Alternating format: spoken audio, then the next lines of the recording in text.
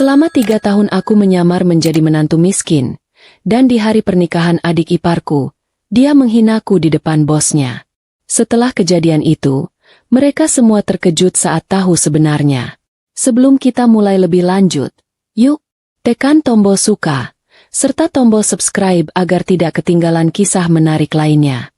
Dan jangan lupa absen asal kota Bapak Ibu di kolom komentar. Semoga rezeki kita semua dilancarkan, kesehatan kita diberkahi, dan keluarga kita selalu harmonis dalam lindungannya. Amin. Alisa Paramita selalu tahu bahwa kekayaan adalah ujian, bukan berkat semata. Kakekku, pemilik tunggal Aruna Nusantara Group, konglomerasi terbesar di kota metropolis Jaya, mewariskan padaku bukan hanya aset triliunan, tetapi juga sebuah amanah yang ganjil dan terasa berat. Ia memegang tanganku saat aku masih muda dan lugu, jauh dari hiruk-pikuk dewan direksi. Tatapan matanya yang tajam, seperti elang yang mengamati dari puncak menara tertinggi, kini terasa melunakan. Katanya, kekuatan sejati seorang pemimpin bukan terletak pada seberapa besar kekuasaannya, tetapi pada seberapa murni hati yang mendampinginya. Kakekku ingin aku menemukan seseorang yang benar-benar mencintaiku. Bukan mencintai nama, Paramita. Bukan mencintai gelar, pewaris. Apalagi mencintai tumpukan saham yang tak terhitung nilainya. Ia memintaku untuk menghilang, untuk menyembunyikan identitasku, dan hidup layaknya orang biasa. 2 tahun, 3 tahun, terserah padamu, Lisa, katanya lirih. Sampai kamu yakin cinta yang kamu dapatkan itu murni. Setelah itu, pimpinlah kerajaan ini dengan hati yang utuh. 3 hari setelah wasiat itu terucap, kakekku berpulang, meninggalkanku pada usia 23 tahun sebagai pemilik bayangan dari segala kemegahan itu. Aku menuruti wasiat tersebut dengan patuh. Aku memutus kontak dengan lingkaran sosial lamaku, pindah ke pinggiran kota, dan mengarang cerita latar belakang yang sangat sederhana. Seorang yatim piatu lulusan Akademi Administrasi. Aku bahkan bekerja di salah satu anak perusahaan Aruna, sebuah biro arsip kecil, menggunakan nama samaran yang tidak mencolok. Aku ingin melihat kerajaanku dari bawah, merasakan bagaimana rasanya menjadi bagian terkecil dari sistem yang aku pimpin.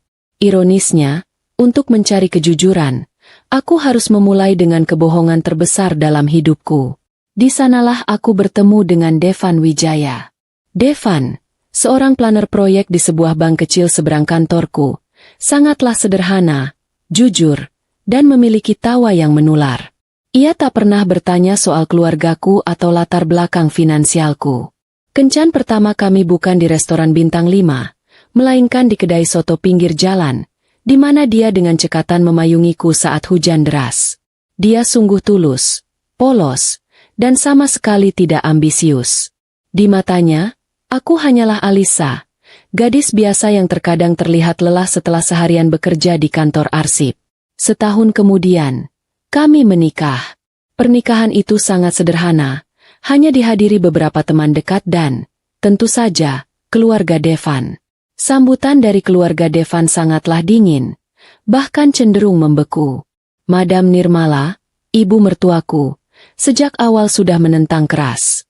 Baginya, Devan, putranya yang seorang sarjana, seharusnya mendapatkan pendamping dari kalangan sosialita yang mapan, bukan gadis yatim piatu berpendidikan biasa sepertiku.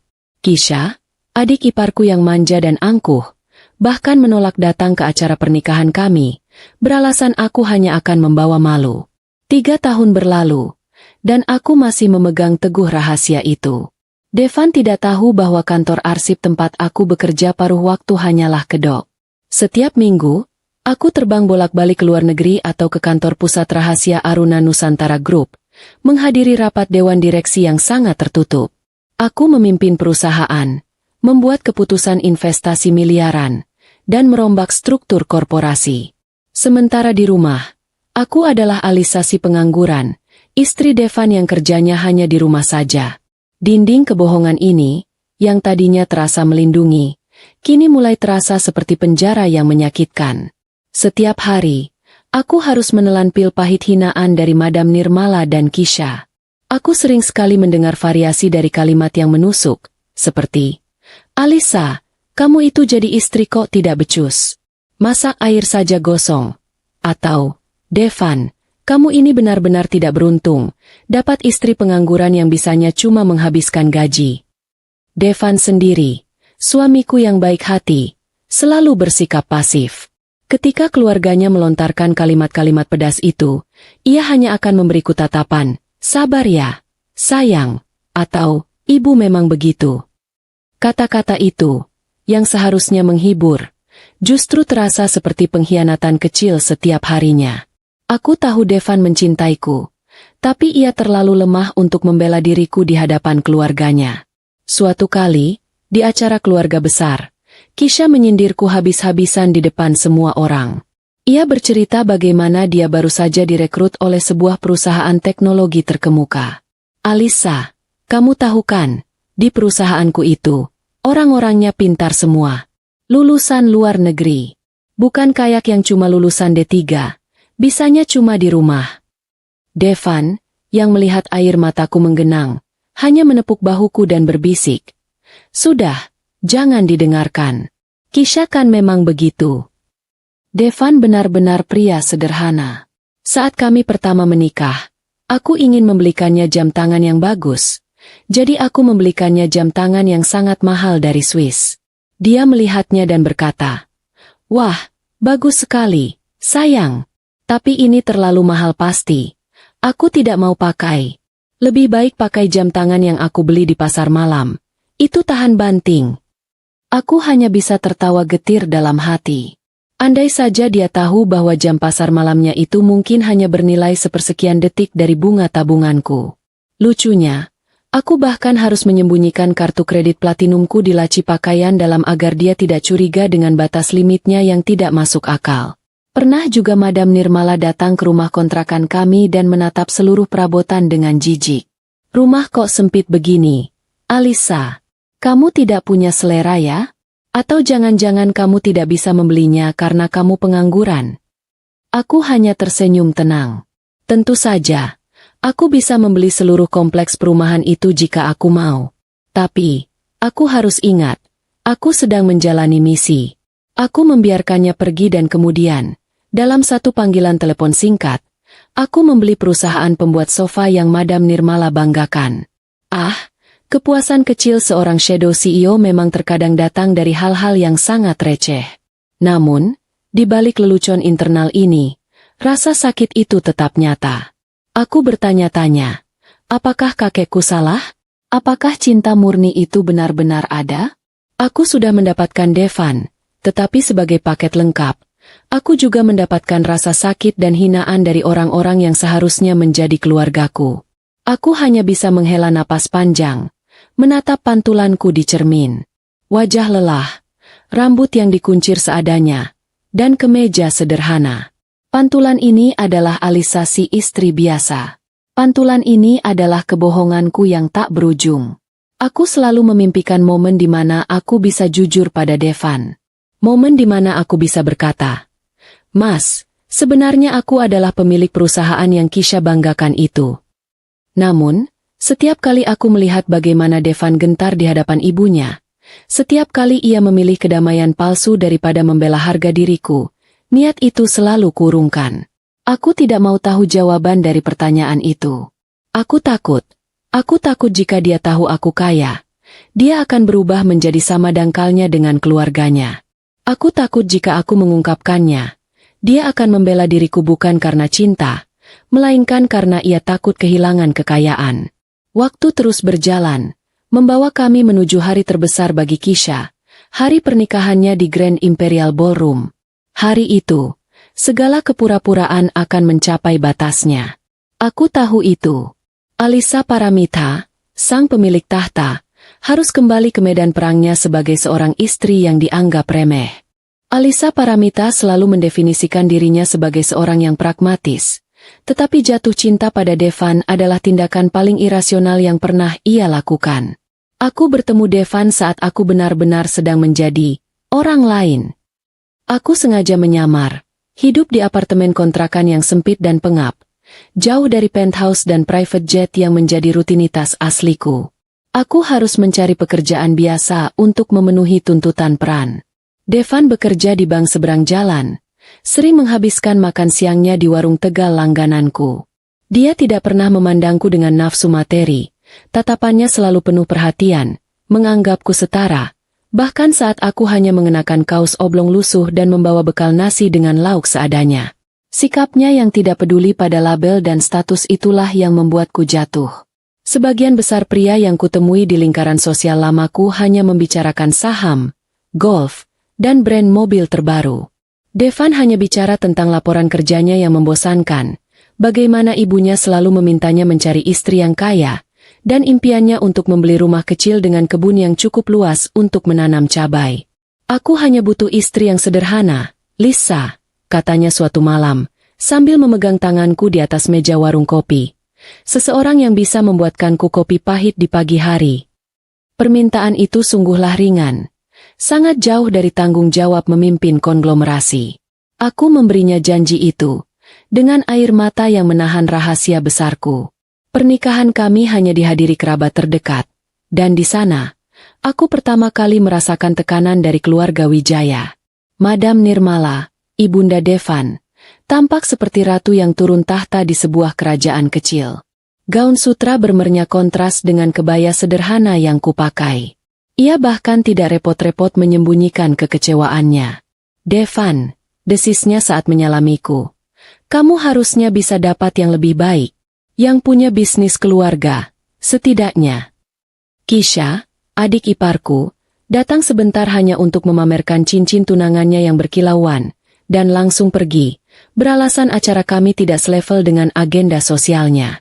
Sejak saat itu, hinaan menjadi menu harian yang harus kucicipi setiap kali kami berkumpul. Ketika aku menyajikan hidangan di meja makan, Madam Nirmala akan menyindir. Masakanmu ini tidak ada rasanya, Alisa. Pantas saja kamu tidak punya pekerjaan yang lebih baik. Selera makan saja tidak ada. Kisha akan menambahkan, iya, Mas Devan, coba deh cari istri yang levelnya sama kayak Mas. Minimal lulusan universitas terkenal. Jangan cuma akademi. Devan selalu menanggapi dengan kalimat penenang yang sama. Sudah, Bu, Kisha, jangan begitu. Alisa sudah capek bekerja di rumah. Bekerja di rumah. Kalimat itu bagiku menjadi pisau bermata dua. Di satu sisi, aku memang menghabiskan waktu di rumah kami yang sempit. Aku menyiram bunga di balkon, mencuci piring, dan menyiapkan makan malam. Di sisi lain, bekerja di rumah, berarti aku menghabiskan waktu dini hari di ruang kerjaku yang minim penerangan, menghadiri rapat rahasia dengan dewan direksi via konferensi video, mengurus akuisisi perusahaan baru, dan menandatangani dokumen-dokumen penting yang nilainya fantastis. Dunia, bekerja di rumah, versi Alisa dan versi keluarga Wijaya adalah dua galaksi yang berbeda. Aku ingat pernah suatu kali aku sedang membaca laporan keuangan dalam bahasa asing di tabletku, dan Devan masuk. Aku buru-buru menutupnya. Kamu baca apa, sayang? Kok serius sekali? Tanyanya lugu. Oh, ini, Mas, resep masakan Eropa. Ingin coba buat kue croissant. Jawabku spontan. Devan tertawa. Wah, keren. Istriku memang pintar masak. Aku tertawa bersamanya, tetapi rasa bersalah karena berbohong selalu menggerogoti.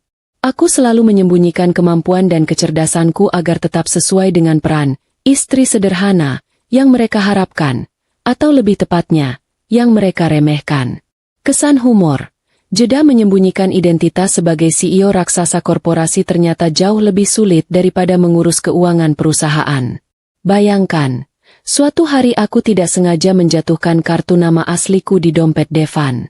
Kartu nama itu hanya bertuliskan, Aparamita, Dewan Eksekutif. Devan menemukannya dan bertanya padaku, siapa ini, sayang? Temanmu ya? Kok keren sekali kartunya. Aku dengan cepat merebutnya. Ah, itu kartu nama palsu, Mas. Aku iseng-iseng buat untuk lucu-lucuan. Pura-pura jadi bos. Devan yang terlalu polos itu hanya tertawa dan berkata, wah, kamu ini ada-ada saja. Aku hanya bisa menghela napas lega. Bersyukur Devan tidak punya waktu untuk mencari tahu apa itu Dewan Eksekutif Aruna Nusantara Group di internet. Aku benar-benar harus menyewa tim khusus untuk mengontrol informasi di internet. Hanya untuk memastikan wajahku sebagai Shadow CEO tidak muncul di halaman utama Google. Namun, pengorbananku untuk mempertahankan kebohongan ini menelan biaya yang mahal. Harga diriku.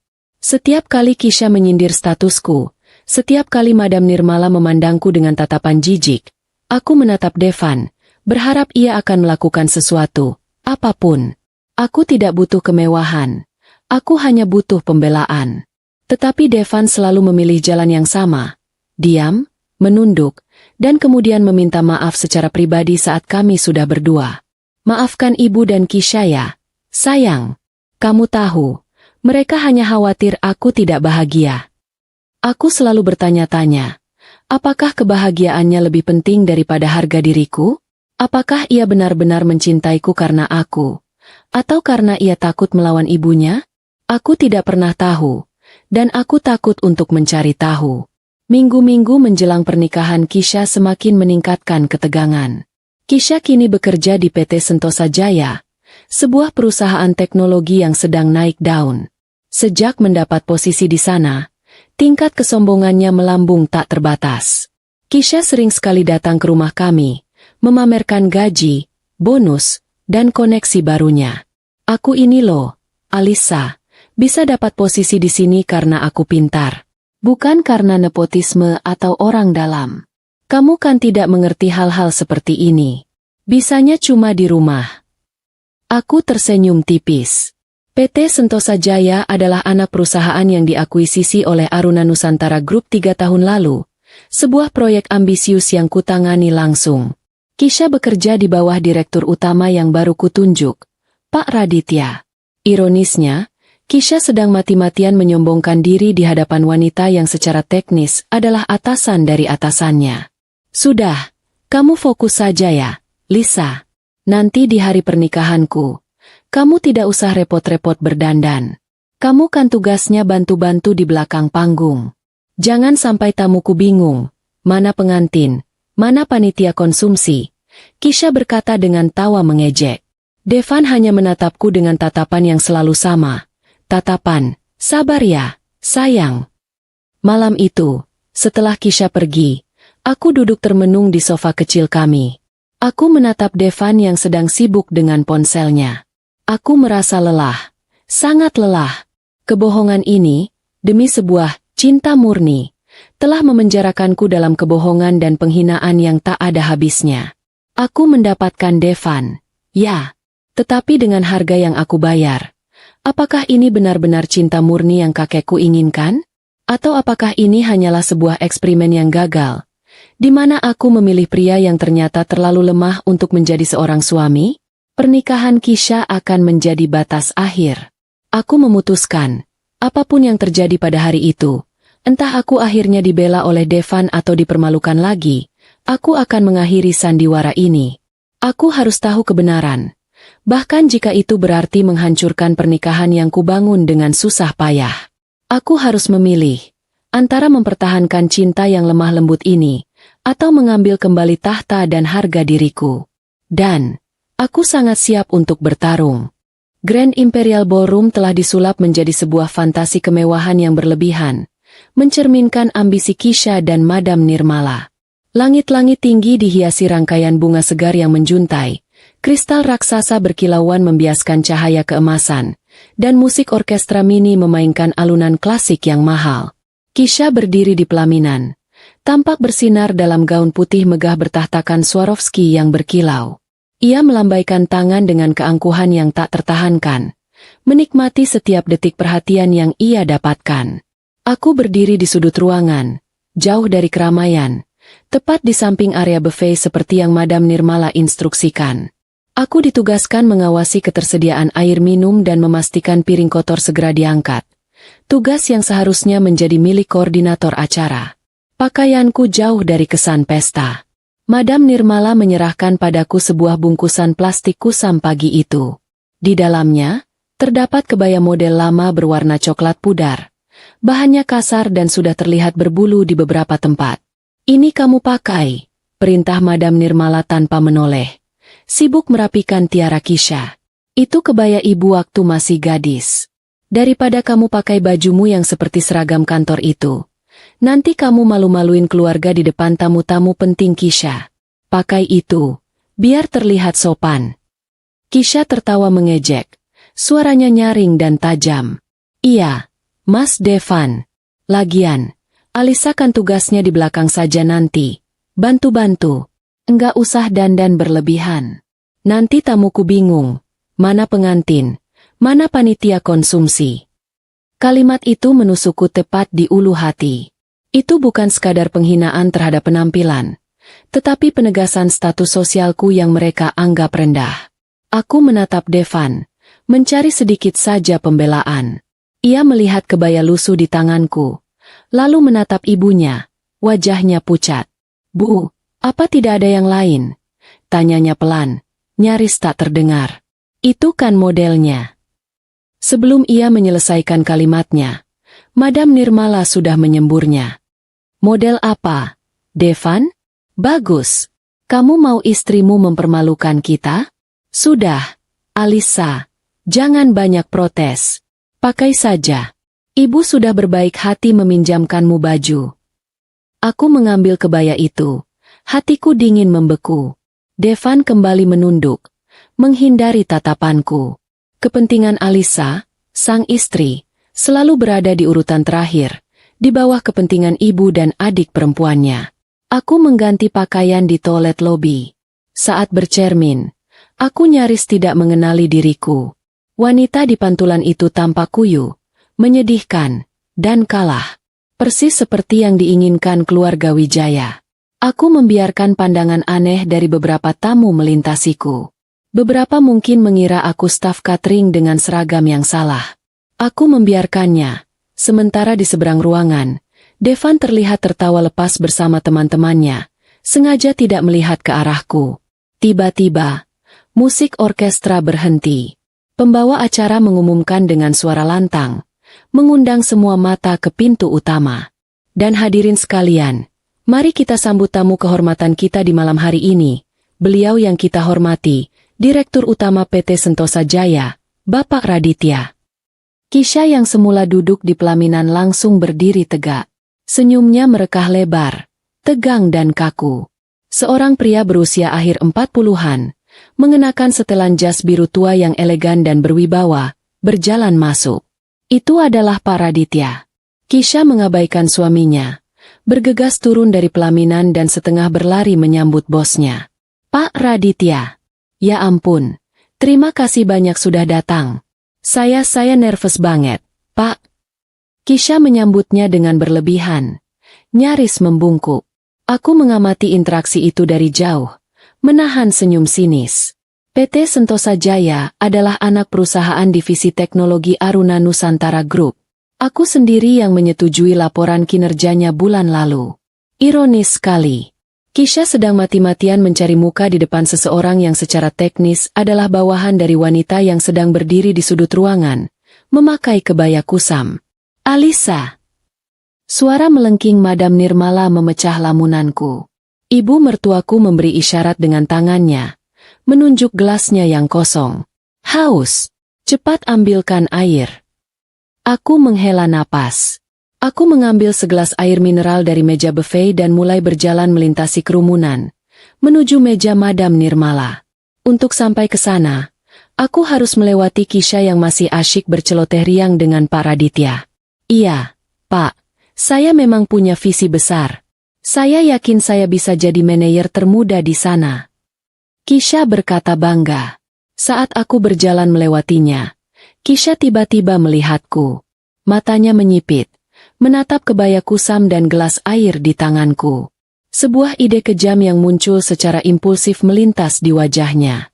Kisha tiba-tiba mengulurkan tangan dan mencengkeram lenganku dengan kasar. Aku terkejut. Air di gelas hampir tumpah.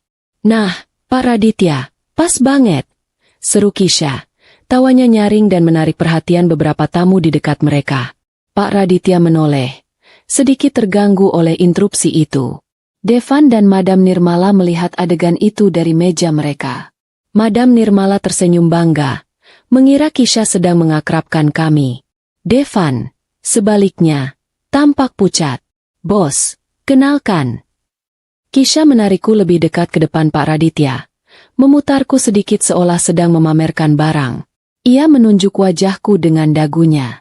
"Ini," katanya dengan nada merendahkan yang dibuat lucu, "pembantuku di rumah, Alisa. Dia yang bantu-bantu semua di sini. Rajin, kan?" Keheningan sesaat melanda area itu. Beberapa tamu yang mendengar tertawa kecil, mengira itu lelucon. Tetapi tatapan mata Kisha tidak bercanda. Itu adalah tatapan kemenangan yang kejam. Wajahku memerah padam. Penghinaan di kamar rias tadi adalah satu hal. Tetapi ini di depan umum. Di depan orang asing. Aku dipermalukan di titik terendah. Aku menatap Devan, suamiku, memohon dengan mataku. "Lakukan sesuatu. Katakan sesuatu." Devan hanya menundukkan kepalanya. Pura-pura sibuk memperbaiki dasinya. Hatiku yang selama ini retak, kini hancur berkeping-keping. Aku menarik napas. Aku sudah muak bersabar. Aku mengangkat daguku, menatap Kisha dengan mata yang tidak lagi sendu. "Kisha, aku." "Selamat malam, Nyonya Paramita." Suara itu bukanlah suaraku. Itu suara berat, penuh keraguan, dan ketakutan. Sebelum aku sempat menjawab Kisha, Pak Radityalah yang berbicara. Bos Kisha itu tidak lagi menatap Kisha. Dia menatapku. Matanya yang tadi sopan dan profesional, kini terbelalak lebar. Wajahnya yang tenang mendadak pucat pasi. Ia menatapku, lalu ke kebaya kusam yang kukenakan, lalu kembali ke wajahku. Seolah baru saja melihat hantu. Kisha membeku. Tawanya lenyap. "Bos, Bapak kenal dia?" Pak Raditya tidak menjawab Kisha. Pikirannya berpacu, mengarah pada satu kesimpulan yang mengerikan. Nyonya Paramita, sang pemilik bayangan, pewaris tunggal Aruna Nusantara Group. Dia hanya pernah melihatku sekali dalam rapat Dewan Rahasia, setahun yang lalu. Dan sekarang, aku berdiri di sini, di sebuah pesta pernikahan, mengenakan kebaya lusuh dan baru saja disebut pembantu oleh salah satu karyawan barunya. Karir cemerlangnya, reputasinya, masa depannya, semua melintas di depan matanya. Kisha tidak hanya menghina seorang wanita. Ia baru saja menghina sumber dari seluruh gaji mereka. "Bos, kenapa diam? Bapak kenal sama dia?" Desak Kisha lagi, mulai panik. Tawa para tamu di sekitar kami sudah mati. Mereka semua bisa merasakan perubahan suhu di ruangan itu.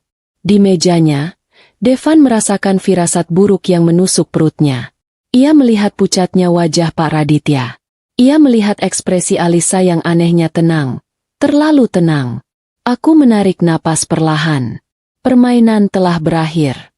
Entah aku suka atau tidak, rahasia ini akan terbongkar malam ini. Dan itu akan menjadi pengungkapan yang paling dramatis. Pak Raditya mengabaikan Kisha. Ia mengabaikan bisikan para tamu. Dengan gerakan yang kaku karena syok, ia mengambil langkah maju, melewati Kisha seolah adik iparku itu tidak ada. Ia berhenti tepat satu langkah di depanku. Lalu, sesuatu yang tak terbayangkan terjadi.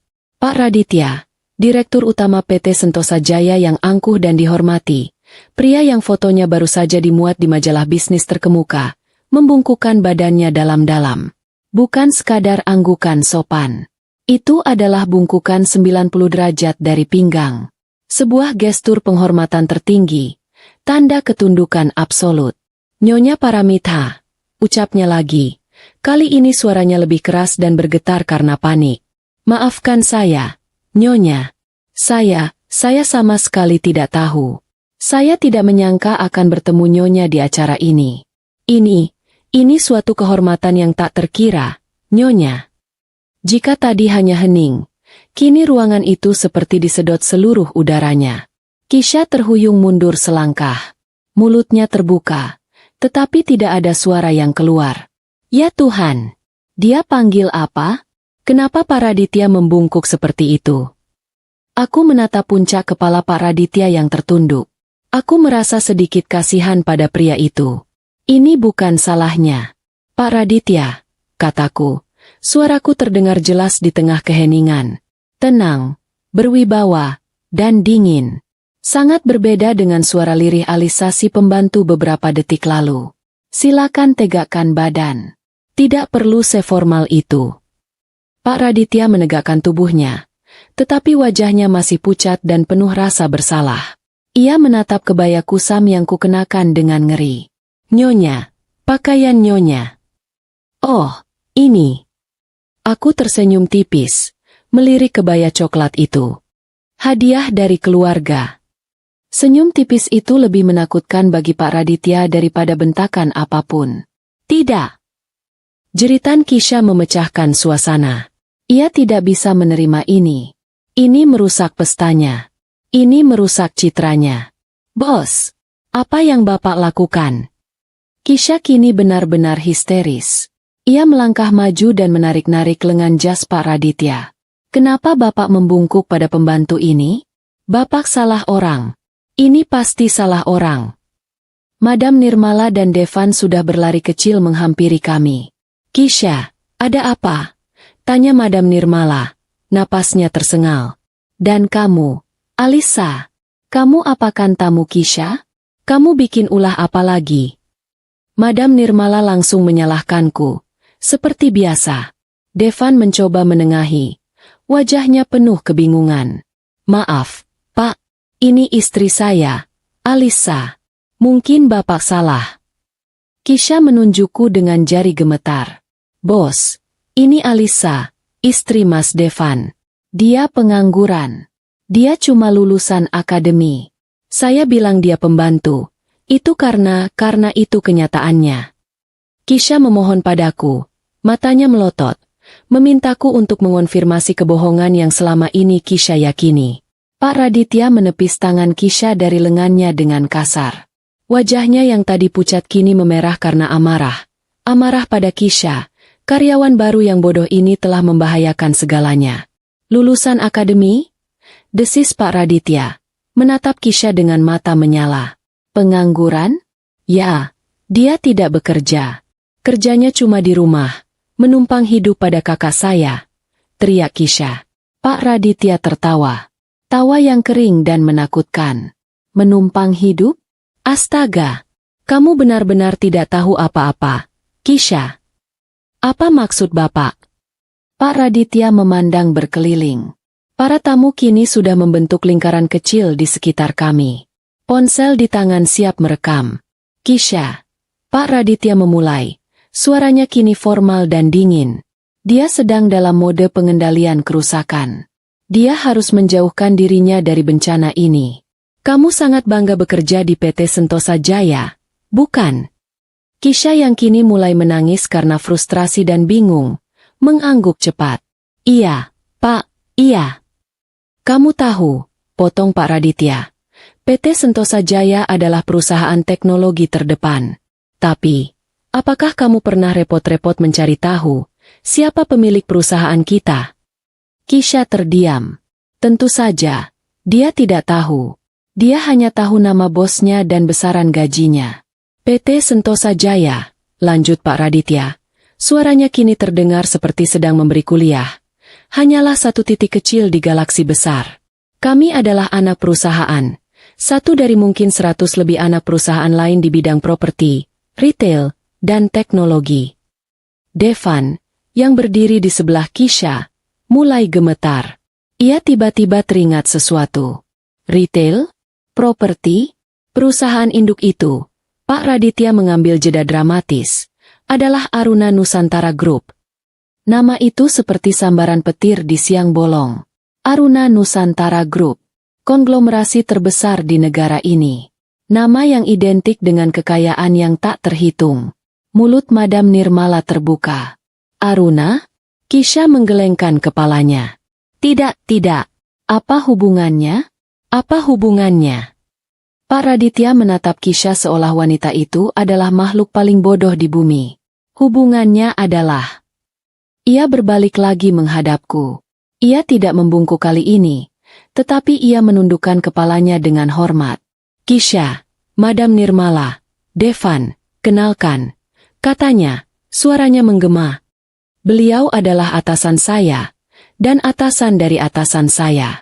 Beliau adalah orang yang menandatangani surat pengangkatan saya sebagai direktur utama. Pak Raditya mengulurkan tangannya ke arahku, memperkenalkanku pada keluargaku sendiri. Beliau adalah Nyonya Alisa Paramita, pewaris tunggal, CEO, dan pemilik sah dari seluruh Aruna Nusantara Group. Suara pecah terdengar nyaring di tengah keheningan total ballroom. Bukan gelas yang jatuh, melainkan gelas champagne yang terlepas dari genggaman Madam Nirmala. Gelas itu menghantam lantai marmer, pecah berkeping-keping, suaranya seperti ledakan bom di tengah kebekuan. Madam Nirmala menatapku. Wajahnya yang semula angkuh kini pucat pasi, lebih putih dari gaun pengantin Kisha. Bibirnya bergetar, mencoba membentuk kata, pemilik. Ia teringat semua hinaannya selama 3 tahun, istri pengangguran, tidak berpendidikan, pembawa sial. Ia teringat kebaya kusam yang dilemparkannya pagi tadi. Dunia Kisha runtuh. Bohong. Pekiknya. Suaranya pecah dan histeris. Itu tidak mungkin bohong. Mas Devan, bilang sama mereka semua. Bilang kalau itu bohong. Mas, istrimu itu pengangguran kan? Dia yatim piatu miskin, kan? Bilang, Mas. Kisha berlari ke arah Devan dan mengguncang-guncang tubuh kakaknya. Devan hanya diam, tubuhnya membeku. Ia menatapku, istrinya yang sederhana, istrinya yang selalu ia minta untuk bersabar demi ibunya. Semua kepingan puzzle aneh selama 3 tahun pernikahan kami kini menghantam Devan sekaligus. Aku yang tiba-tiba harus menjenguk teman sakit di luar negeri, rapat dewan direksi rahasia. Aku yang menolak saat dia ingin membelikanku ponsel baru, padahal ponsel lamaku adalah model custom keluaran terbaru yang harganya fantastis. Aku yang tampak tenang setiap kali keluarganya menghina latar belakangku yang miskin. Devan menyadari, aku tidak miskin. Itu benar, lirih Devan, nyaris tak terdengar, tercekat oleh rasa malu dan ngeri yang luar biasa. Kisha melepaskan genggamannya, menatapku dengan mata melotot. Tidak percaya. Madam Nirmala terhuyung, berpegangan pada meja terdekat. Aku menatap Pak Raditya. Pak Raditya, kataku, suaraku kembali tenang dan berkuasa, suara seorang CEO. Terima kasih sudah hadir. Kehadiran Anda sangat mencerahkan. Pak Raditya menelan ludah. Nyonya, soal karyawan saya ini, Kisha saya akan. Aku yakin Anda tahu apa yang harus dilakukan. Potongku. Urus masalah internal ini besok di jam kerja. Jangan merusak pesta pernikahan adik iparku lebih jauh lagi. Setiap kata, adik iparku, terdengar seperti tamparan bagi Kisha. Pak Raditya mengangguk cepat. Tentu, Nyonya. Tentu saja. Saya permisi dulu. Selamat malam, Nyonya Paramita. Ia berbalik dan berjalan cepat keluar dari ballroom seolah dikejar hantu. Ia harus segera menghubungi tim HRD-nya. Kini, tinggallah aku berhadapan dengan 3 anggota keluarga yang membeku. Kisha yang terisak histeris, Madam Nirmala yang gemetar hebat memegangi dadanya, dan Devan yang menatapku seolah aku adalah orang asing. Para tamu berbisik-bisik, ponsel mereka terangkat, merekam drama keluarga terkaya di Metropolis Jaya.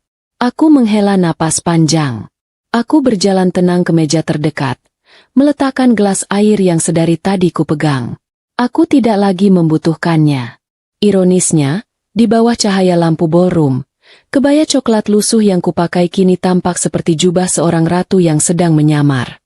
Aku menatap Kisha, lalu Madam Nirmala, dan terakhir, Devan. Nikmati sisa pestamu, Kisha, ucapku pelan. Dan Mas Devan, sepertinya kita perlu bicara, tapi tidak malam ini. Tanpa menunggu jawaban, aku berbalik. Aku tidak berjalan ke pojok ruangan atau ke area catering. Aku berjalan lurus membelah kerumunan tamu yang terbelalak. Punggungku tegak, daguku terangkat. Aku berjalan melintasi ballroom yang megah itu, lurus menuju pintu keluar utama, meninggalkan kehancuran, kebisuan, dan pesta pernikahan yang telah berubah menjadi neraka bagi Kisha. Aku berjalan menuju lobi hotel yang ramai. Tatapan para tamu dan staf hotel mengikutiku seperti sorot lampu. Kebaya kusam itu kini terasa seperti baju zirah yang baru saja memenangkan perang. Aku menekan tombol lift. Nyonya Paramita, tunggu. Suara panik itu milik Pak Raditya. Ia berlari kecil, menahan pintu lift dengan tangannya yang gemetar. Aku membiarkannya masuk. Pintu lift tertutup, membungkus kami dalam keheningan yang canggung. Aku menekan tombol R untuk Roof Garden. Nyonya, demi Tuhan, saya minta maaf. Pak Raditya memulai, suaranya tercekat. Saya tidak tahu menahu soal perlakuan itu. Kisha itu karyawan baru. Nyonya, dia tidak mencerminkan perusahaan Anda. Anda mencerminkan perusahaan Anda, Pak Raditya. Potongku. Suaraku datar. Mataku menatap lurus ke pintu lift. Tidak, Nyonya. Perilakunya aib.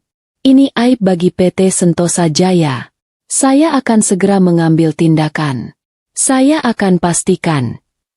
Jangan, kataku. Pak Raditya tertegun. Jangan. Jangan malam ini. Anda akan merusak pesta pernikahan. Biarkan dia menikmati malamnya. Besok pagi, lakukan apa yang harus Anda lakukan. Aku tidak suka mencampur-adukan urusan bisnis dan pribadi. Selama 3 tahun aku berhasil memisahkannya. Tapi malam ini, karyawan Anda di pesta pribadinya menyeret nama perusahaan Anda dengan menghina saya di depan Anda. Dia yang memulainya. Aku tersenyum tipis. Aku harap kinerja Kisha di kantor tidak mencerminkan perilakunya malam ini. Karena jika iya, itu artinya standar rekrutmen Anda perlu ditinjau ulang. Itu adalah pukulan ganda.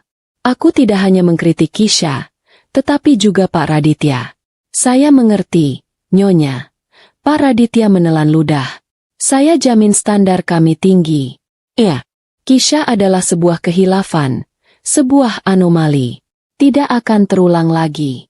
Saya akan meninjau ulang kontraknya besok pagi. Bagus. Kataku. Sekarang, jika Anda permisi, aku perlu bicara dengan suamiku. Pak Raditya membungkuk lagi. Tentu, Nyonya. Selamat malam.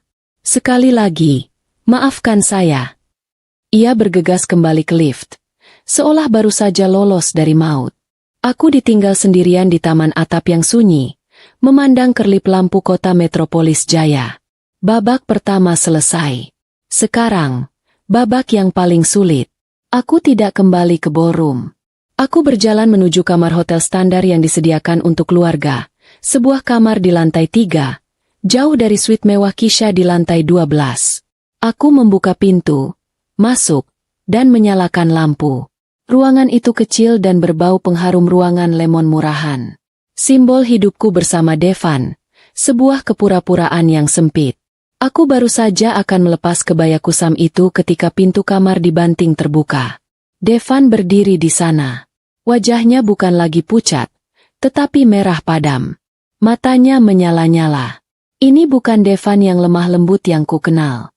Ini adalah Devan yang merasa sangat terhina. 3 tahun. Teriaknya.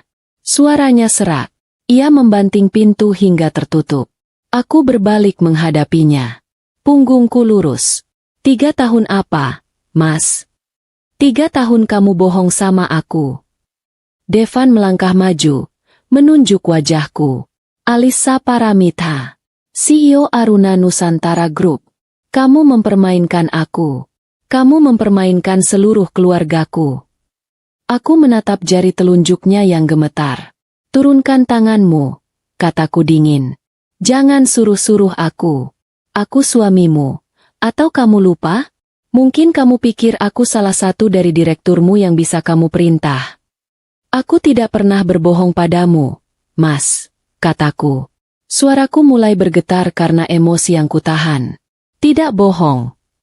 Devan tertawa histeris. Kamu bilang kamu yatim piatu. Kamu bilang kamu lulusan akademi. Kamu bilang kamu kerja serabutan di biro arsip kecil. Itu semua apa namanya kalau bukan bohong? Aku memang yatim piatu. Ayah dan ibuku meninggal saat aku kuliah. Kakekku yang membesarkanku. Balasku. Suaraku meninggi. Dan aku memang bekerja di biro arsip itu. Aku memulainya dari sana. Aku ingin tahu perusahaanku dari bawah. Aku tidak berbohong soal itu. Tapi kamu tidak bilang kalau kamu pemiliknya. Memang itu penting. Tentu saja penting, teriak Devan. Kamu membuatku terlihat seperti orang bodoh. Seperti badut. Selama ini ibuku, Kisha, mereka menghinamu, dan kamu diam saja. Kamu membiarkan mereka.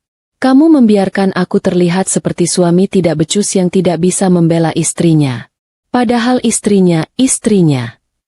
Ia kehabisan kata-kata. Terlalu marah untuk mengartikulasikan betapa kecilnya ia merasa saat ini. Keheningan menyelimuti ruangan. Aku menatap Devan. Kemarahanku yang tadi dingin, kini meledak menjadi api. Aku membiarkanmu, bisikku. Suaraku berbahaya. Aku membiarkanmu? Ya. Kamu di mana tadi, Mas Devan? Teriakku. Suaraku pecah. Air mata yang kutahan selama 3 tahun akhirnya tumpah. Di mana kamu 3 jam yang lalu? Waktu ibumu melemparkan kebaya bekas ini ke mukaku di depan semua orang.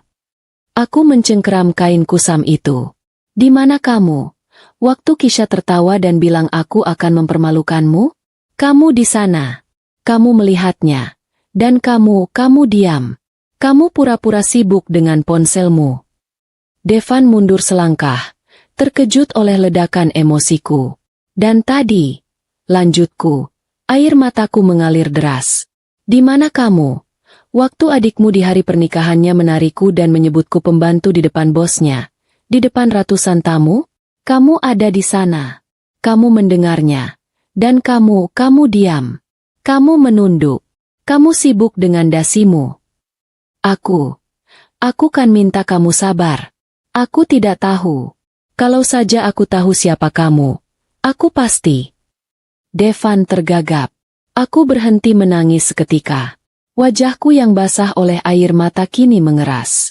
Aku menatap Devan seolah baru pertama kali melihat pria itu. Kalimat terkutuk itu adalah paku terakhir di peti mati pernikahan kami. Desesku. Itu dia. Kalau saja aku tahu. Aku tertawa. Tawa yang getir dan penuh rasa sakit. Jadi, kamu akan membelaku hanya jika kamu tahu aku Alisa Paramita? Kamu akan membelaku hanya jika aku kaya raya? Hanya jika aku pemilik Aruna Nusantara Group? Bukan begitu, Mas. Bukan begitu, Risa. Maksudku. Lalu apa? Aku melangkah maju. Kini aku yang menunjuk Devan. Kamu tidak akan membelaku hanya karena aku Alisa, istrimu, manusia yang harga dirinya diinjak-injak oleh keluargamu setiap hari selama 3 tahun? Aku tidak pantas dibela saat aku miskin? Begitu. Devan tidak bisa menjawab. Ia membuka mulutnya, tetapi tidak ada suara yang keluar. Aku menatapnya dengan pandangan nanar. Pria yang kucintai. Pria yang kurela tinggalkan segalanya untuknya. Pria yang ternyata sama dangkalnya dengan keluarganya. Aku berjalan ke lemari, mengambil tas selempang kecilku. Aku ingin dicintai apa adanya. Mas, bisikku. Ternyata aku tidak mendapatkan itu. Aku hanya mendapatkan suami yang akan membelaku kalau saja dia tahu. Aku membuka pintu dan berjalan keluar, meninggalkan Devan yang membeku di kamar hotel yang pengap itu. Aku tidak kembali ke apartemen kecil kami. Aku menuju satu-satunya tempat di Metropolis Jaya yang benar-benar menjadi rumahku. Sebuah penthouse duplex di menara apartemen paling eksklusif, tersembunyi dari mata publik. Ini adalah bentengku, tempat di mana aku menjadi Alisa Paramita, bukan Alisa si istri sederhana. Asisten pribadiku, Siska, sudah menungguku. Ia tidak bertanya apa-apa tentang kebaya kusam yang masih kukenakan. Hanya menyajikan teh kamomil dan laporan ringkas pagi hari. Pak Raditya sudah mengirimkan memo internal pagi ini. Nyonya, lapor Siska. Mengumumkan pemutusan hubungan kerja Kisha Anggraini atas dasar pelanggaran etika berat. Beliau juga meminta jadwal untuk bertemu Nyonya hari ini. Batalkan semua jadwalku, Siska. Kataku, suaraku datar dan lelah. Aku tidak ingin bertemu siapa-siapa. Apalagi berurusan dengan masalah kantor. Bel apartemen berbunyi. Siska melihat interkom. Nyonya, ini Madam Nirmala dan Tuan Devan. Mereka ada di lobi. Aku tersenyum getir. Tentu saja. Mereka datang lebih cepat dari dugaanku. Biarkan mereka naik. Beberapa menit kemudian, Madam Nirmala dan Devan masuk ke dalam penthouse. Mata Madam Nirmala terbelalak. Kemewahan yang ia lihat melampaui imajinasinya. Lantai marmer. Jendela setinggi langit-langit dengan pemandangan kota yang menakjubkan. Furnitur desainer. Ia menatapku yang kini duduk tenang di sofa bludru mahal, mengenakan jubah tidur sutra. Alisa yang ini 1000 kali lebih menakutkan daripada Alisa yang memakai kebaya lusuh. Madam Nirmala, untuk pertama kalinya seumur hidupnya, berlari dan mencoba berlutut di depanku.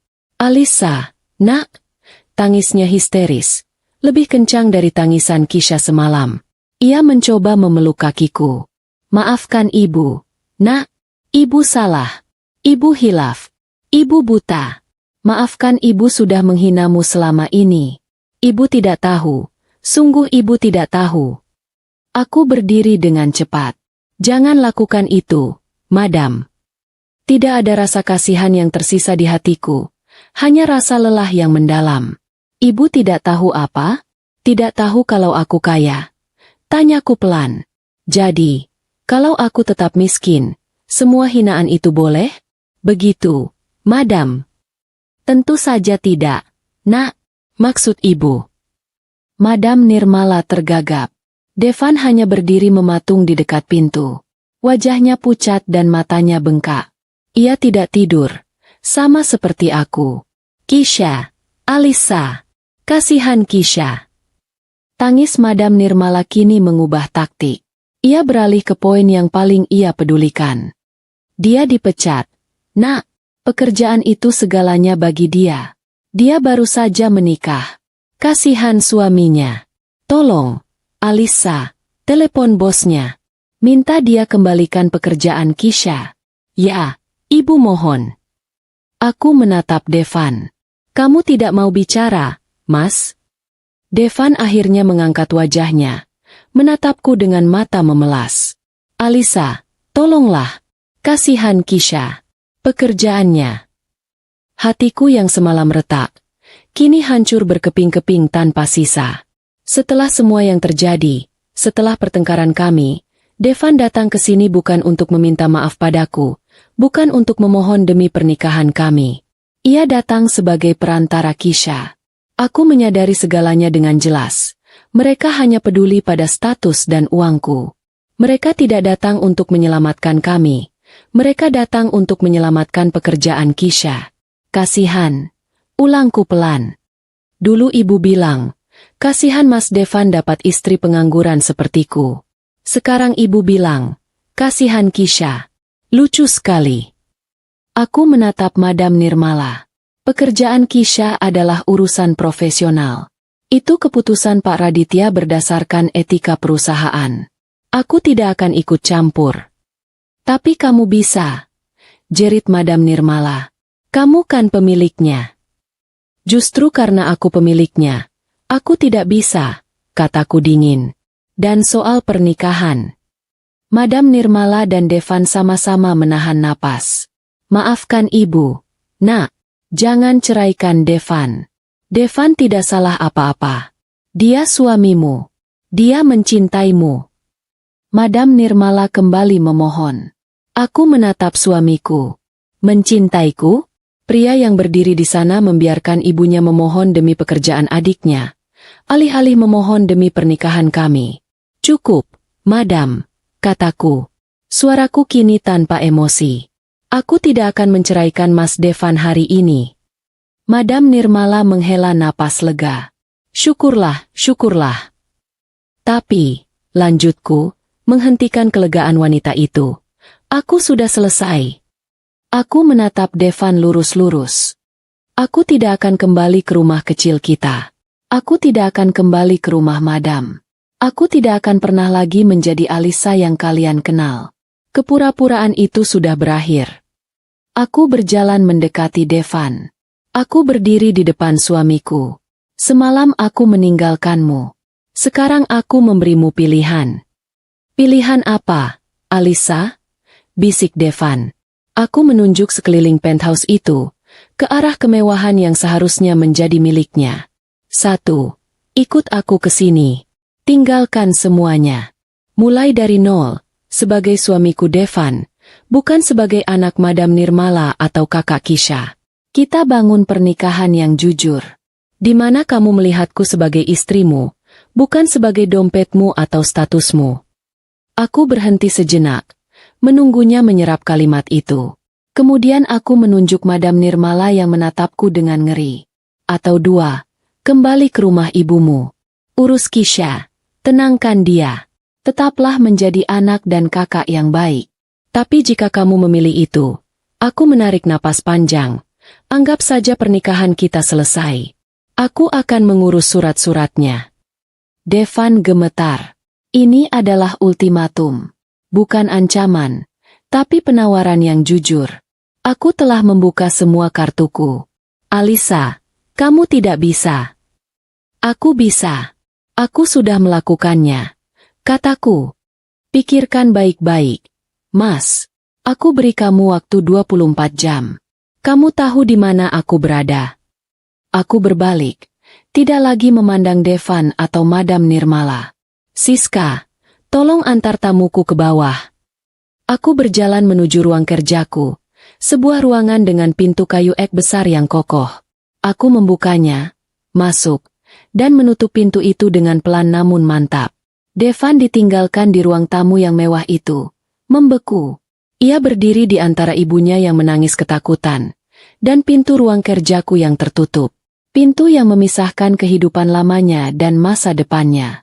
Ia harus memilih, dan ia tahu, apapun pilihannya, hidupnya tidak akan pernah sama lagi. 24 jam ultimatum Alisa untuk Devan terasa seperti seumur hidup bagi Kisha dan Madam Nirmala. Setelah Devan pergi, meninggalkan mereka di lobi mewah penthouse itu, kehancuran terasa nyata. Mereka terpaksa check out dari suite hotel dengan menanggung malu yang tak terlukiskan. Para staf hotel yang 2 hari lalu membungkuk hormat, kini menatap mereka dengan tatapan sinis. Semua orang tahu. Berita menyebar lebih cepat daripada api di musim kemarau. Kejadian itu bukan lagi sekadar gosip. Itu adalah berita utama di portal-portal hiburan dan bisnis kota Metropolis Jaya. CEO Aruna menyamar jadi pembantu, dipermalukan adik ipar di resepsi mewah. Video buram yang direkam tamu undangan, menunjukkan Kisha dengan angkuh menarik Alisa dan menyebutku pembantu, menjadi viral. Wajah terkejut Pak Raditya. Bungkukan hormatnya yang absolut, dan pekikan histeris Kisha menjadi tontonan nasional. Kisha Anggraini seketika menjadi meme, simbol keangkuhan yang menerima karma instan. Dunia sosialita yang mati-matian Kisha masuki menutup pintunya rapat-rapat. Grup obrolan elit yang baru saja menerimanya tiba-tiba mengeluarkannya tanpa sepatah kata pun. Teman-teman yang kemarin memuji gaun pengantinnya hari ini tidak mengangkat teleponnya. Reputasi Kisha dan Madam Nirmala sudah radioaktif. Tidak ada yang mau menyentuhnya. Suami Kisha, yang menikahinya karena koneksi dan citra suksesnya, jauh lebih kejam. Kisha bahkan belum sempat memindahkan barang-barangnya ke apartemen mewah suaminya. Pria itu mengiriminya pesan singkat, dingin dan bernada bisnis. Keluargaku tidak mau berbisnis dengan siapapun yang punya masalah dengan Nyonya Paramita. Pengacaraku akan mengurus pembatalan pernikahan. Jangan hubungi aku lagi. Pembatalan. Bukan perceraian. Seolah pernikahan 2 hari itu adalah transaksi bisnis yang gagal. Kisha dicampakan. Dia mencampakan aku, Bu. Kisha meraung-raung di ruang tamu rumah kecil peninggalan ayahnya. Rumah yang dulu ia benci dan anggap memalukan. Dia mencampakan aku. Karirku. Pernikahanku, semuanya gara-gara perempuan ular itu. Hus, jangan sebut nama itu lagi. Bentak Madam Nirmala. Tangannya gemetar. Ia takut dinding pun bisa mendengar. Dalam keputusasaan, Kisha mencoba menghubungi beberapa perusahaan pesaing PT Sentosa Jaya, berpikir ia bisa menjual keahliannya. Responsnya sama, seperti sebuah skrip yang terkoordinasi. Maaf, Kisha, kami sudah melihat CV-mu, tapi kami tidak bisa menerima. Menghina Nyonya Paramita di depan umum itu sama saja bunuh diri karir. Kariermu sudah di blacklist dari seluruh industri. Telepon ditutup. Kisha menatap nanar ke dinding kusam rumahnya. Dipecat, dicampakan, diasingkan, dan di blacklist dari seluruh industri. Ini bukan hanya kejatuhan, ini adalah kehancuran total. Madam Nirmala sendiri tidak jauh berbeda. Tanpa dukungan finansial dari Devan dan tanpa gaji Kisha, mereka tidak mampu lagi membayar cicilan rumah lama.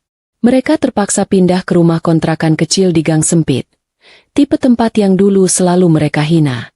Madam Nirmala, yang terbiasa dilayani, kini harus pergi ke pasar sendiri, menawar harga sayuran.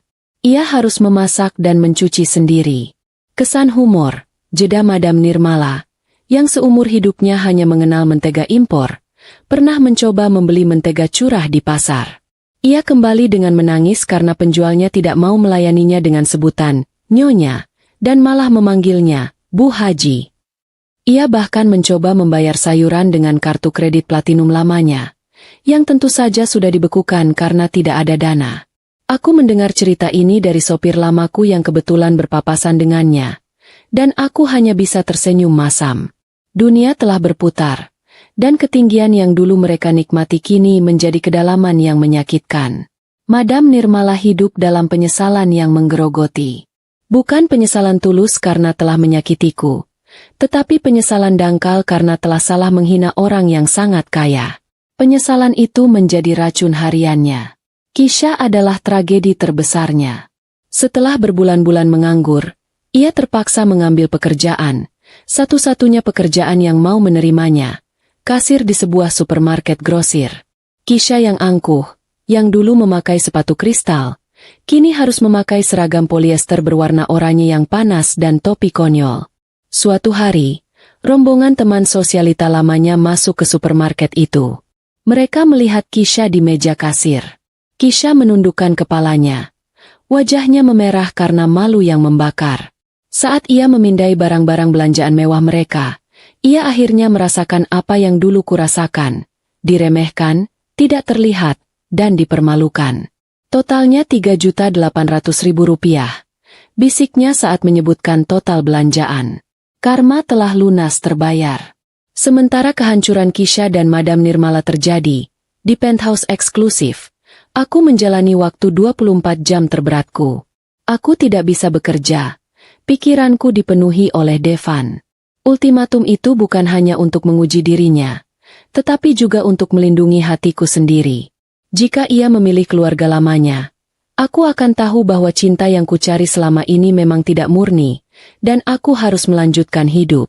Jika ia memilihku, aku akan mendapatkan kesempatan untuk membangun kembali pernikahan di atas dasar kejujuran. Waktu terus berdetak. Aku duduk di sofa, menatap jam dinding yang elegan. Setiap menit terasa seperti jarum yang menusuk. Aku tahu, Devan adalah pria yang baik, tetapi ia adalah pria yang lemah. Aku berdoa, sangat berharap, bahwa di bawah tekanan ini, ia akan menemukan kekuatan yang selama ini tersembunyi. Sore itu, sekitar 1 jam sebelum batas waktu berakhir, bel apartemenku berbunyi. Aku menarik napas dalam-dalam.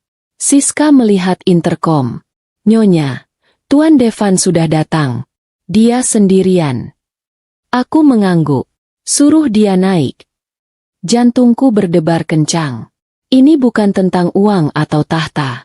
Ini tentang diriku, Alisa. Setelah semua yang kulewati, inilah momen kebenaran. Pintu lift berdenting. Aku menanti Devan di ruang tamu. Jantungku berdetak tak keruan. Saat pintu lift terbuka dan ia melangkah keluar, aku melihatnya. Ia tidak mengenakan jas kantornya yang biasa. Ia hanya memakai kaos oblong yang sedikit kusut dan celana panjang kaki. Ia membawa sebuah ransel kecil, yang kuperkirakan hanya berisi beberapa helai pakaian. Ia tidak tampak seperti suami seorang CEO raksasa korporasi. Ia tampak seperti pria hancur yang baru saja berjalan puluhan kilometer, mencari penebusan. Devan tidak mengatakan apa-apa. Matanya yang semalam penuh amarah kini dipenuhi kantung hitam karena tidak tidur. Tetapi tatapannya jujur dan penuh kesadaran. Ia berjalan pelan ke arahku. Aku menahan napas, menunggu apakah ia akan mengucapkan kata-kata pembelaan untuk Kisha atau Madam Nirmala. Tetapi Devan tidak melakukannya. Ia berhenti di hadapanku, di tengah kemewahan ruang tamu yang dingin ini. Dan untuk pertama kalinya dalam pernikahan kami, ia berlutut. Bukan seperti ibunya yang berlutut memohon kekayaan. Devan berlutut di kedua lututnya, seperti seorang ksatria yang bersumpah setia. Aku tidak datang untuk Nyonya Paramitha, bisiknya. Suaranya parau dan serak. Air mata menggenang di matanya. Ia menatapku. Matanya memancarkan rasa sakit yang dalam. Aku datang untuk istriku. Aku datang untuk Alisa, katanya. Aku datang untuk meminta maaf. Bukan karena aku tidak membelamu saat aku tahu kamu kaya, tetapi karena aku tidak membelamu saat aku kira kamu tidak punya siapa-siapa. Aku melihat bahunya bergetar. Rasa bersalah yang selama ini ia pendam. Rasa malu karena kelemahannya, kini tumpah. Ia tidak memohon. Ia mengakui kegagalannya. Aku gagal, Lisa. Sebagai suami, aku gagal total. Ia menghapus air mata di pipinya. Aku tidak minta kamu memaafkanku sekarang. Aku tidak minta satupun uangmu. Aku bahkan tidak pantas berada di penthouse ini. Aku hanya minta satu kesempatan. Ia mengangkat wajahnya, menatapku dengan sorot mata yang membuatku ingat mengapa aku mencintainya. Itu adalah tatapan Devan yang tulus, yang pernah memayungiku di bawah hujan dan memberiku soto pinggir jalan. Kesempatan untuk membuktikan bahwa aku bisa menjadi pria yang pantas berdiri di sampingmu. Bukan di belakangmu, bukan di depanmu, tetapi di sampingmu. Aku memilih kamu, Alisa. Aku meninggalkan semuanya. Aku sudah menelepon ibu dan mengatakan aku tidak akan pulang. Kisha, mereka harus belajar bertanggung jawab atas perbuatannya sendiri. Aku harus belajar bertanggung jawab atas perbuatanku sendiri. Keheningan melingkupi kami. Ini adalah Devan yang kucari. Devan yang tersesat, tetapi akhirnya menemukan jalan pulang. Ia tidak memilihku karena kekayaan. Ia memilihku karena ia akhirnya menyadari bahwa ia mencintai diriku sebagai manusia, dan ia telah gagal melindungiku sebagai manusia. Aku mengulurkan tanganku.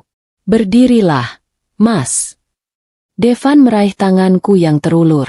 Sentuhannya dingin, tetapi genggamannya kuat. Ia bangkit, berdiri di depanku.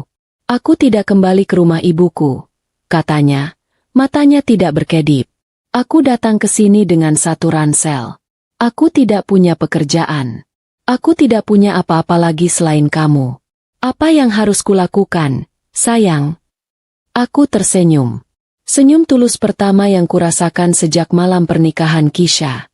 Kita mulai dari awal, Mas Devan. Dari nol. Aku menceritakan padanya tentang wasiat kakek, tentang tujuanku menyembunyikan identitas, dan betapa aku sangat takut ia akan berubah jika tahu kebenarannya. Devan mendengarkan dengan seksama. Ia tidak memotong. Kamu benar, sayang. Aku memang pengecut, katanya. Aku terlalu nyaman di bawah bayangan ibu dan Kisha. Aku membiarkan mereka menyakitimu karena aku takut pada konflik. Aku minta maaf. Aku minta maaf karena sudah membuatmu harus memilih di antara kebohongan dan harga dirimu. Kita tinggalkan rumah kecil itu, kataku. Itu bukan rumah kita. Itu hanya rumah kontrakan. Kita cari rumah kita sendiri. Dan Mas Devan, aku tidak akan memberimu jabatan di Aruna Nusantara Group, kataku tegas. Aku tidak akan memberimu uangku. Aku tidak akan membiarkanmu menjadi suami yang hanya duduk di rumah dan menerima uangku. Devan tersenyum lega. Aku tidak memintanya. Sayang, aku ingin membuktikan diri. Aku ingin bekerja.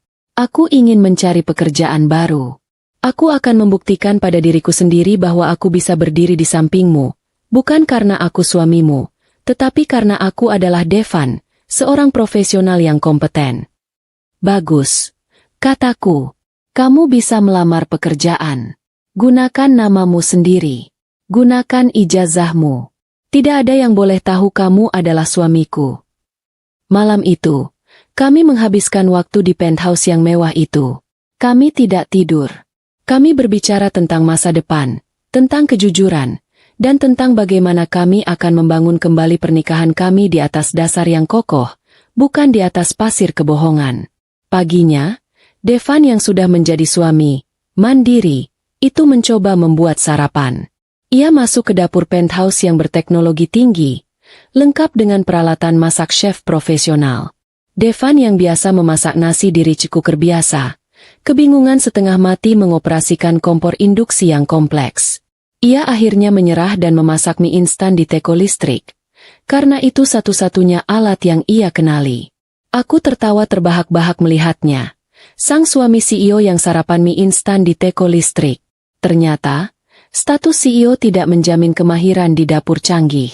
Seminggu setelah malam pernikahan Kisha, lobi Aruna Nusantara Tower geger. Paparazzi dan wartawan bisnis telah berkemah di luar gedung. Mereka semua menunggu. Tepat pukul 7.55, sebuah sedan Maybach hitam legam berhenti di lobi utama. Yang keluar bukanlah Alisa yang memakai kemeja kusam. Yang keluar adalah seorang wanita dengan aura yang membuat seluruh lobi terdiam. Aku mengenakan pantsuit Armani berwarna ivory yang dipesan khusus. Sepatu hak tinggi, rambut yang ditata rapi dalam powerbob yang elegan. Kacamata hitam menutupi mataku. Aku adalah ratu yang mengambil alih tahtanya. Pak Raditya, yang berhasil, selamat, dari insiden itu karena reaksinya yang cepat, sudah menunggu di lobi. Ia membungkuk hormat. Selamat pagi, Nyonya CEO. Pagi, Pak Raditya. Jawabku. Suaraku menggema di lobi yang hening. Aku berjalan. Langkahku mantap. Setiap karyawan yang kulewati menundukkan kepala. Mereka tidak berani menatapku. Aku adalah legenda hidup. Sang pemilik bayangan yang kini menampakkan diri. Di luar, kilatan kamera meledak. Nyonya Alisa, bagaimana tanggapan Anda soal insiden Kisha Anggraini? Nyonya, benarkah Anda menyamar selama 3 tahun? Aku berhenti sejenak di depan pintu kaca. Aku melepas kacamata hitamku, menampakkan mataku yang tajam. Aku menatap langsung ke kamera. Aruna Nusantara Group tidak memberikan komentar untuk urusan pribadi. Kataku, suaraku diperkuat oleh mikrofon wartawan. Tapi saya bisa pastikan satu hal, era baru kepemimpinan telah dimulai.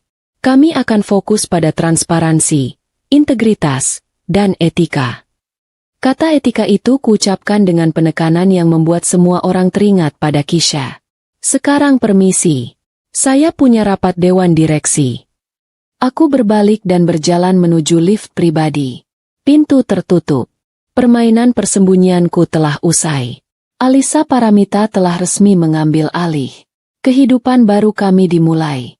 Aku menepati janjiku pada Devan. Kami pindah ke sebuah pavilion modern di area yang lebih tenang. Mewah, tetapi bukan istana. Itu adalah rumah kami. Dan Devan juga menepati janjinya. Ia melamar pekerjaan di Aruna Nusantara Group menggunakan jalurnya sendiri. Ia memasukkan CV-nya secara online dengan nama Devan Wijaya. Ia melalui 4 tahap wawancara. Tidak ada satupun yang tahu bahwa ia adalah suamiku. Ia diterima sebagai analis junior divisi properti. Posisi yang 2 tingkat di bawah jabatannya di bank lama. Ia bekerja dari jam 8 pagi sampai 8 malam. Ia membuat laporan. Ia dimarahi atasannya yang lebih muda darinya. Dan ia belajar. Ia pulang ke rumah, di mana aku, jika tidak sedang rapat, akan menunggunya. Kami makan malam bersama, membicarakan hari kami. Perlahan, kami membangun kembali kepercayaan yang telah hancur. Devan tidak lagi melihatku sebagai si miskin atau si kaya. Ia melihatku sebagai Alisa, istrinya. Sementara itu, bagi Kisha dan Madam Nirmala, hidup adalah kebalikannya. Mereka yang dulu mengejar kemewahan, kini hidup dalam penyesalan yang menggerogoti. Kisha, si angkuh, kini bekerja sebagai kasir, harus melayani orang-orang yang dulu ia anggap di bawahnya. Madam Nirmala harus memasak sendiri di rumah kontrakan sempit. Kakekku benar. Kekayaan adalah ujian. Aku hampir gagal. Tapi di malam pernikahan yang kacau itu, aku menemukan segalanya. Aku kehilangan keluarga palsuku dan menemukan kembali suamiku yang sejati. Dan yang terpenting, aku menemukan diriku sendiri. Kehidupan baru yang kujalani bersama Devan terasa aneh, tetapi aneh yang melegakan. Apartemen mewah di pinggiran kota yang kutinggali bersamanya jauh dari hiruk-pikuk sorotan media dan kemewahan berlebihan yang sering kubenci. Kami memilih untuk menyewa paviliun modern yang elegan, sebuah hunian yang terasa nyaman dan benar-benar milik kami, bukan warisan kakekku. Inilah rumah yang dibangun di atas dasar kejujuran, bukan di atas tumpukan uang tersembunyi. Devan benar-benar menepati janjinya. Ia mengurus pendaftarannya di Aruna Nusantara Group menggunakan namanya sendiri, Devan Wijaya, seorang sarjana berpengalaman di bidang perbankan. Ia tidak menyebutkan bahwa ia adalah suami dari pemilik tunggal perusahaan. Ia melalui proses seleksi yang ketat, wawancara berlapis, dan akhirnya diterima sebagai analis junior di divisi properti. Baginya, itu adalah awal yang baru, sebuah kesempatan untuk membuktikan nilainya yang sesungguhnya. Aku melihat perubahan besar dalam dirinya, yang lebih memuaskanku daripada melihat saham perusahaan naik. Devan kini bangun lebih pagi, semangatnya membara. Ia bekerja keras, lembur, dan membuat laporan analisis yang tajam. Ia dimarahi oleh atasannya yang jauh lebih muda karena kesalahan kecil, dan ia menerima kritik itu tanpa mengeluh. Dia pulang larut malam, lelah, tetapi matanya memancarkan rasa bangga. Devan pernah pulang dengan wajah masam, mengeluh bahwa chief di divisinya, seorang pria lulusan luar negeri yang sangat ambisius, memintanya membuat slide presentasi menggunakan aplikasi yang rumit. Dia pikir aku ini desainer grafis apa, Lisa? Keluhnya sambil memijat pelipis. Aku hanya tertawa. Padahal, chief yang ia maksud itu adalah bawahan langsung Pak Raditya, yang mana Pak Raditya adalah bawahanku langsung. Aku hanya bisa menahan diri untuk tidak memencet tombol intercom, memanggil Pak Raditya, dan berkata, "Tolong suruh bawahanmu itu jangan terlalu menekan Mas Devan. Dia butuh waktu untuk istirahat." Tentu saja, aku tidak melakukannya. Devan harus melewati proses ini sendiri. Pahitnya perjuangan seorang karyawan biasa adalah hal yang paling ia butuhkan. Di rumah, kami membangun kembali hubungan kami. Kami makan malam bersama di dapur kecil, membicarakan hari kami. Devan bercerita tentang kesulitan di kantor, tentang proyek yang gagal, dan tentang tekanan dari atasannya. Aku bercerita tentang rapat dewan direksi, tentang tantangan akuisisi perusahaan media, dan tentang kekalahan dalam negosiasi besar. Kami berinteraksi bukan lagi sebagai CEO dan istri pengangguran, tetapi sebagai dua profesional yang saling mendukung. Namun, kejujuran tidak menghilangkan rasa sakit di masa lalu. Aku tahu Devan menyesal, tetapi bayangan matanya yang menunduk saat Kisha menghinaku masih terukir jelas. Hubungan kami dipenuhi dengan kehati-hatian. Devan berusaha keras untuk menebus kesalahannya, tidak lagi bersikap pasif, selalu menanyakan perasaanku, dan secara aktif membantuku dalam pekerjaan rumah. Aku tahu permintaan maaf tidak cukup, sayang, katanya suatu malam, sambil mencuci piring setelah makan malam. Aku akan terus berusaha sampai kamu benar-benar percaya aku adalah pria yang pantas berada di sini. Aku percaya kamu, Mas, kataku lembut. Aku hanya butuh waktu untuk melupakan rasa sakitnya.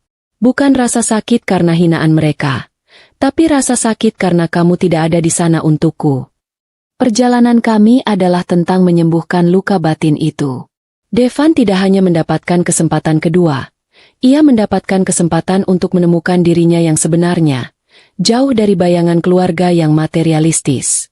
Ia belajar bahwa kekuatan seorang pria bukan terletak pada kekayaan atau statusnya, melainkan pada keberanian untuk membela orang yang ia cintai. Aku, di sisi lain, belajar bahwa cinta sejati bukanlah tentang kesempurnaan. Itu tentang penerimaan, bahkan terhadap kelemahan pasangan. Devan memang lemah di hadapan ibunya, tetapi ia tulus di hadapanku. Dan kini, ia telah membuat pilihan yang sangat berani, meninggalkan kenyamanan lama demi sebuah ketidakpastian yang jujur. Itu adalah bukti cinta yang paling murni yang pernah kuterima. Kami menjalani kehidupan ini, terpisah dari keluarga Wijaya. Madam Nirmala dan Kisha berusaha keras menghubunginya, memohon bantuan finansial. Tetapi Devan bergeming. Ia tahu, kembali ke mereka berarti kembali ke kelemahan lamanya. Mereka harus belajar berdiri di kaki sendiri, Lisa, katanya tegas. Saat aku bertanya apakah ia akan membantu Kisha. Aku sudah membuat kesalahanku. Aku tidak akan membiarkan mereka menggunakanmu atau uangmu lagi. Aku menatapnya dengan bangga. Ini adalah pria yang kucintai. Pria yang berdiri di sampingku, bukan di belakang atau di depanku. Sementara Alisa dan Devan perlahan menjahit kembali benang pernikahan mereka, kehidupan Kisha dan Madam Nirmala terus merosot tajam. Mereka telah kehilangan segalanya. Citra sosial, dukungan finansial, dan yang terpenting, keberadaan Devan. Devan benar-benar memutuskan hubungan, menolak menjawab panggilan telepon mereka. Ia mengirim pesan singkat yang jelas. Aku tidak bisa pulang. Kalian harus menyelesaikan masalah kalian sendiri. Madam Nirmala, yang terbiasa hidup dalam kemewahan dan pelayanan, kini menjadi wanita tua yang keras kepala di rumah kontrakan sempit. Penyesalan terbesarnya bukanlah karena ia menyakiti hati menantunya, tetapi karena ia menyakiti menantu yang ternyata adalah pemilik konglomerasi. Setiap hari, ia akan meratapi nasibnya, menyalahkan Kisha, dan menyalahkan Devan karena terlalu memilih perempuan itu. Seandainya ibu tahu, seandainya kamu tidak sebodoh itu, Kisha, seru Madam Nirmala, menatap putrinya yang kini tampak lusuh. Kisha, yang karir dan pernikahannya hancur dalam semalam, tenggelam dalam amarah dan keputusasaan. Di blacklist dari seluruh industri formal Metropolis Jaya, ia terpaksa menerima pekerjaan sebagai kasir di sebuah supermarket grosir. Ia harus berdiri 8 jam sehari di balik mesin kasir, berhadapan dengan orang-orang yang dulu ia pandang rendah. Kesan humor, jeda pekerjaan itu menghadirkan ironi yang kejam. Suatu hari, Kisha diminta untuk mengatur stok barang di gudang pendingin. Kisha yang seumur hidupnya hanya mengenal pendingin anggur, mengeluh keras bahwa tangannya beku. Ia bahkan pernah mencoba meminta cuti karena harus menghadiri pesta bridal shower temannya. Pesta yang ia tahu sekarang tidak akan pernah ia hadiri. Ia menulis surat izin dengan tinta emas di kertas parchment yang dulu ia gunakan untuk undangan pernikahannya. Dan tentu saja, supervisornya hanya tertawa dan membuangnya ke tempat sampah. Kisha mulai belajar, di dunia nyata, tinta emas tidak berarti apa-apa. Penghinaan terberat Kisha terjadi saat ia harus melayani mantan rekan kerjanya dari PT Sentosa Jaya. Rekan kerjanya itu, yang dulu sering ia remehkan, datang dengan keranjang belanjaan penuh makanan impor mewah, sambil bercerita tentang promosi jabatan dan kenaikan gaji. Mereka melihat seragam oranye Kisha, melihat topinya yang konyol, dan pura-pura terkejut. Kisha, kamu benar-benar bekerja di sini? Tanyanya dengan nada kasihan yang dibuat-buat. Kisha hanya menunduk. Wajahnya memerah menahan malu. Ia memindai barang-barang mewah itu. Totalnya Rp4.200.000. Jumlah itu lebih besar dari gajinya sebulan penuh. Saat itulah ia benar-benar merasakan ketidakberdayaan. Ia menyadari, karma yang didapatkannya tidak datang dari atasanku, tetapi dari kesombongannya sendiri. Sementara itu, Madam Nirmala terus mencari cara untuk menghubungi kami. Ia mengirimkan surat-surat yang penuh tangisan, menceritakan sakitnya, dan betapa Kisha menderita. Salah satu suratnya sampai di tangan Devan. Ia membacanya di dapur kami, saat aku sedang menyiapkan makan malam. Surat itu berisi janji-janji palsu, permohonan agar Devan menyelamatkan kehormatan keluarga, dan bahkan ancaman bahwa Madam Nirmala akan jatuh sakit parah jika Devan tidak pulang. Devan selesai membaca surat itu. Ia meremasnya, lalu membuangnya ke tempat sampah. Wajahnya keras. Tidak ada lagi kelemahan di sana. Mereka masih belum mengerti, Lisa, katanya, tanpa menoleh padaku. Mereka masih berpikir ini tentang uang. Mereka masih berpikir kalau aku pulang, kehormatan mereka akan kembali. Apa yang akan kamu lakukan, Mas? Tanyaku. Aku akan mengirimkan sejumlah uang, jawabnya, mengejutkanku. Uang gajiku yang baru. Cukup untuk membayar sewa kontrakan mereka selama 3 bulan. Setelah itu, aku akan memblokir semua kontak. Kenapa kamu melakukan itu? Bukan untuk menolong mereka, sayang. Devan menatapku. Tapi untuk memutus rantai. Untuk membeli kedamaianku sendiri. Aku melakukan ini bukan sebagai putra mereka, tetapi sebagai suami dari Nyonya Paramita. Aku tidak mau masa lalu mengganggu masa depan kita. Aku tersenyum bangga. Devan telah menemukan titik keseimbangan. Ia tetap berbuat baik sesuai kemampuannya, tetapi ia tidak membiarkan dirinya ditarik kembali ke dalam drama yang merusak. Ia telah tumbuh. Di luar paviliun kami, matahari terbenam. Di sebuah penthouse megah, aku, sang pemilik tahta, menjalani hidup sederhana dengan suami yang bekerja keras sebagai analis junior. Sementara di gang sempit, Kisha dan Madam Nirmala menjalani penebusan dosa mereka. Harta dan status telah terbalik, tetapi yang paling penting, nilai-nilai telah berubah. Aku tidak lagi harus menyembunyikan kebenaran, dan Devan tidak lagi harus menyembunyikan cintanya. Itulah akhir bahagia yang sesungguhnya. 1,5 tahun kemudian, ruang rapat Dewan Direksi di lantai 50 Aruna Nusantara Tower terlihat tenang.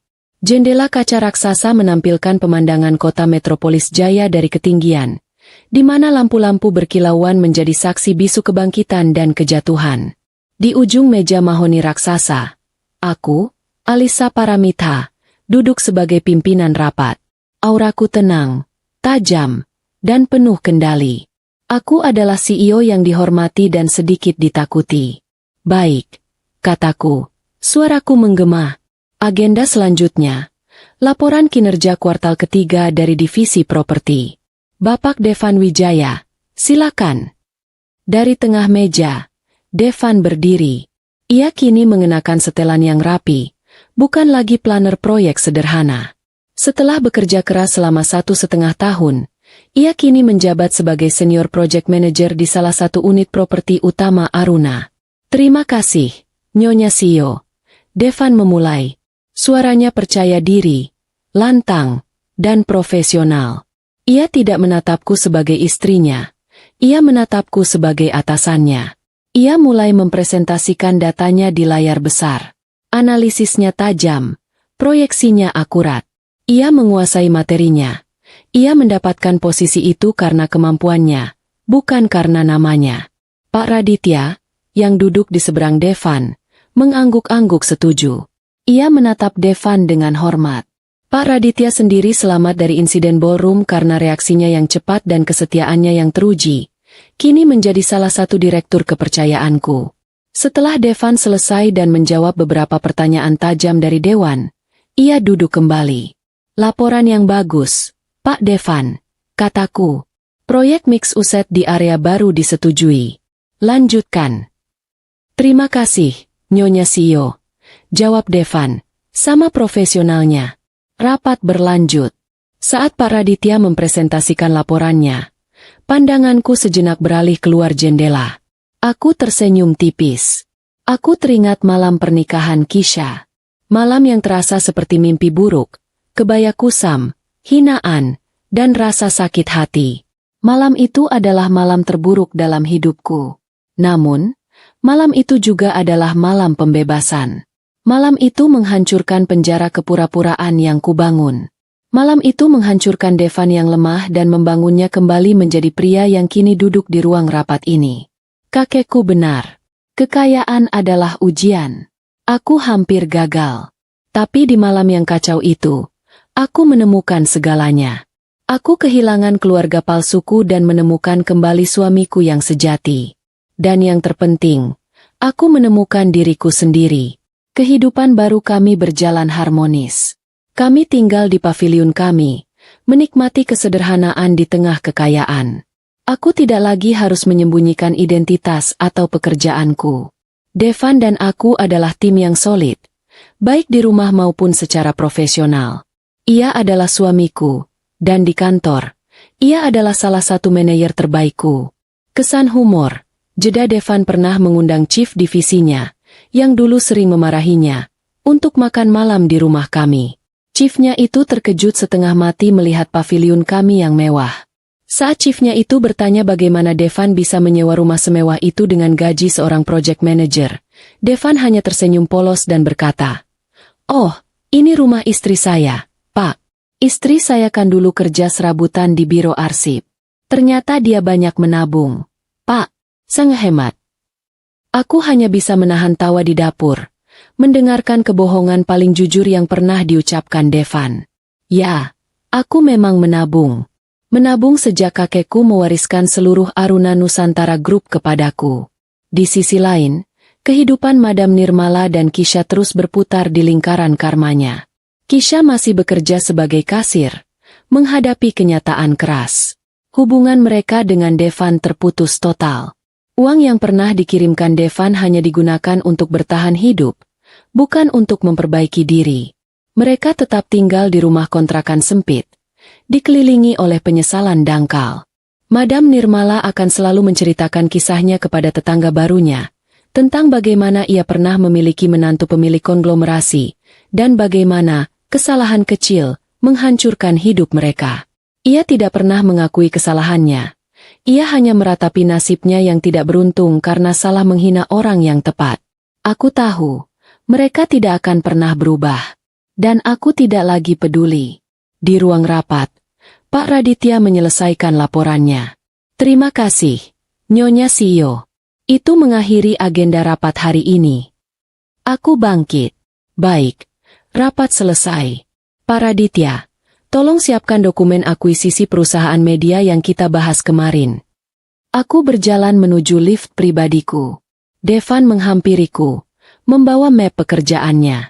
Kami berdiri berdampingan di depan pintu lift. "Pulang jam berapa, sayang?" tanyanya. Suaranya kembali lembut, tidak profesional. "Mungkin larut, Mas. Ada beberapa dokumen yang harus kuperiksa sebelum keluar negeri besok." Jawabku. "Keluar negeri? Rapat Dewan Rahasia?" Goda Devan, menyentuh tanganku. Aku tertawa. "Bukan rahasia lagi, Mas. Kamu kan sudah tahu semuanya." Pintu lift terbuka. Kami masuk bersama. Devan menekan tombol parkir. "Aku akan tunggu di rumah. Aku akan masak soto langganan kita," katanya. "Soto pinggir jalan?" "Tentu saja," kataku. Aku tersenyum. Itu adalah simbol dari cinta kami yang sederhana dan tulus, terlepas dari segala kemewahan di sekeliling kami. Di malam hari, setelah lelah memimpin sebuah konglomerasi raksasa, aku pulang ke rumah, mencium bau soto pinggir jalan yang dimasak suamiku, Devan. Aku telah menemukan cinta yang murni. Aku telah mengambil kembali tahtaku. Dan aku telah membayar lunas harga diriku dengan kejujuran. Misi kakekku telah usai.